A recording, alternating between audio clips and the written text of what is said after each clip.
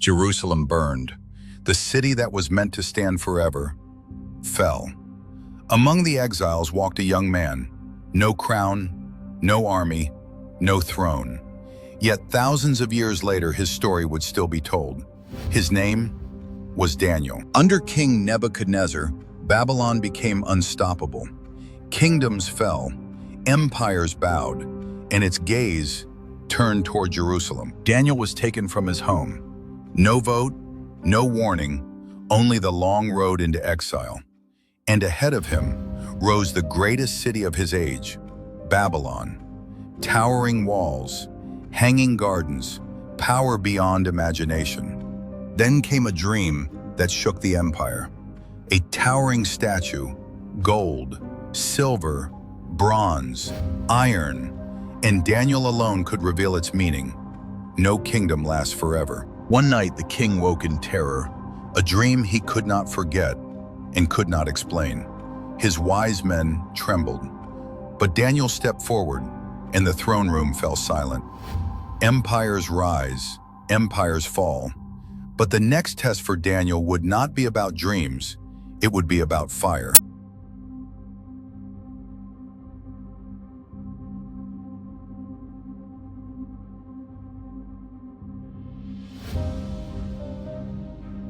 A golden statue rose.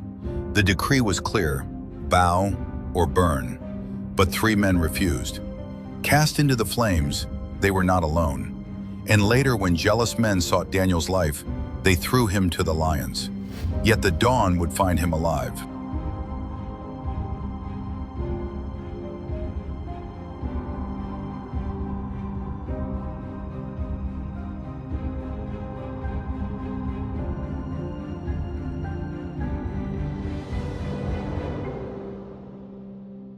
The wise men of Babylon trembled.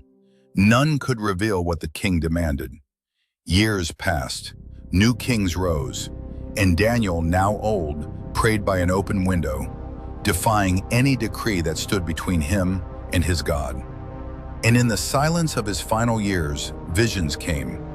Beasts rising from the sea, kingdoms yet to come, the end of all empires. Years passed. Babylon grew old. Its glory faded like torchlight at dawn. And then came a night that would end an empire. King Belshazzar threw a feast. Wine flowed. Sacred vessels stolen from Jerusalem were filled and raised in mockery. Then the laughter stopped. A hand appeared, disembodied, writing fire upon the wall. No one could read it. No one but Daniel. Old now, forgotten by the new court, yet summoned once more. He read the words aloud, Mene, Mene, Tekel, Upharsin. Numbered, weighed, divided. That very night, Babylon fell. The unstoppable empire was no more. But for Daniel, one final trial remained, a den and the hunger of lions. Babylon had fallen. But Daniel remained.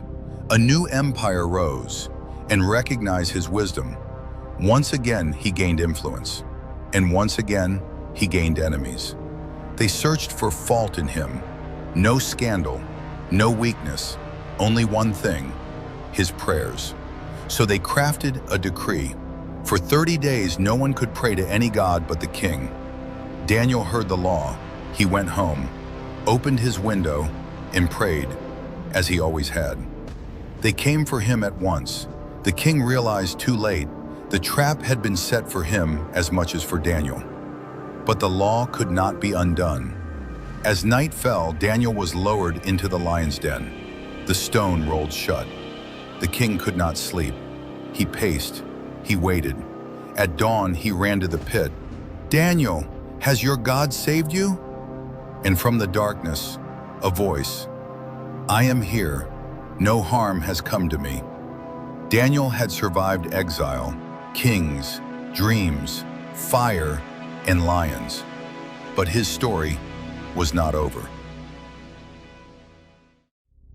Most stories end after victory.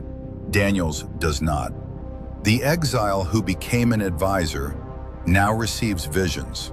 Storms rising from a dark sea, creatures in kingdoms, powers rising and falling. Across centuries, readers have interpreted them many ways. But one pattern repeats. Human power never remains stable. Every structure that looks permanent changes. Daniel had lived it. Jerusalem changed. Babylon changed. Kings changed. And generations pass. Every age asks the same question. What remains? He did not become king. He did not lead armies. He spent his life far from home, and yet his influence outlived rulers. Because Daniel's story was never about success, it was about identity.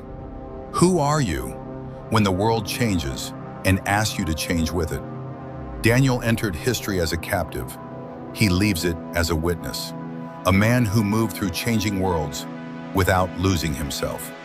Jerusalem burned, Babylon rose, Babylon fell, kings appeared, kings disappeared. Daniel remained.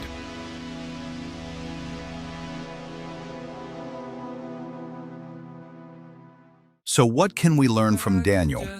First, identity outlasts circumstance. Empires changed around him. He did not. Second, consistency is its own kind of courage.